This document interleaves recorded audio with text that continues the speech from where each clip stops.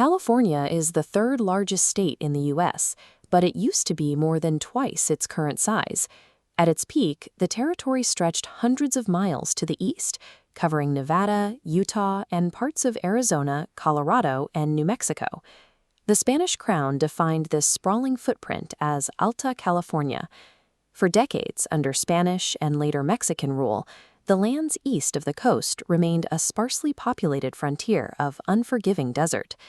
The United States seized the entire region in 1846 during the Mexican-American War. Under the Treaty of Guadalupe Hidalgo, Mexico was forced to permanently surrender this gargantuan landmass to U.S. control. But just days before the peace treaty was signed, settlers struck gold at Sutter's Mill near modern-day Sacramento.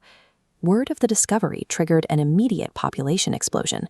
Tens of thousands of settlers rushed west, transforming a remote backwater into some of the most valuable territory on Earth. The temporary military government in place since the war could not handle the influx. Both the military and the new civilian population were uncomfortable with military rule continuing over such a massive, valuable area.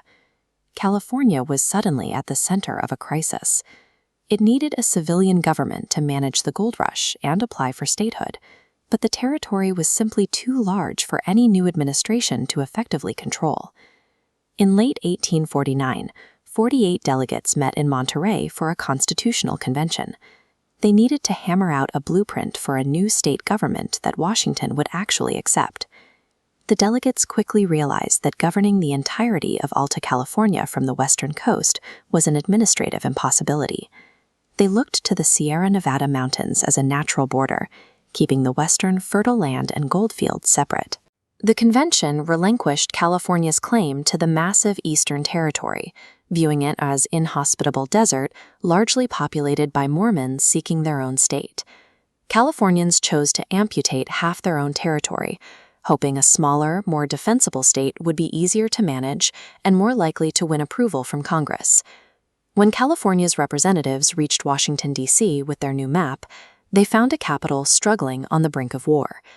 By 1849, the United States was locked in a stalemate, split evenly between 15 pro-slavery states and 15 anti-slavery states. California had drafted its constitution as a free state.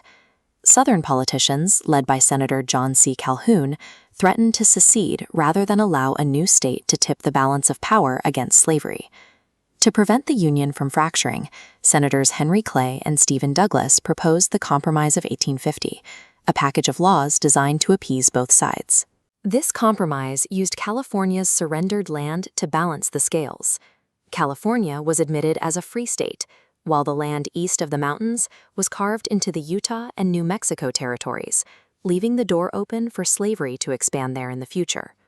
The map of the American West became a critical bargaining chip, redrawn to buy the United States another decade of peace. Even with its new borders finalized, California's status remained a target for those hoping to expand the reach of slavery. In 1859, a group of Southern settlers and Hispanic Californians pushed the PICO Act. They argued that the southern half of the state was culturally and economically distinct from the urbanized northern gold hubs. They proposed to slice the state in half, carving off the southern portion to create a new pro-slavery state they called Colorado. The proposal passed the California state legislature and reached Washington to await federal approval. The election of Abraham Lincoln in 1860 and the subsequent outbreak of the American Civil War permanently halted the plan. While other movements have tried to split the state since, the borders finalized in the 1850s have held firm for over 170 years. California's borders remain as physical scars of the gold rush's urgency, a record of the political compromise once used to hold a fracturing nation together.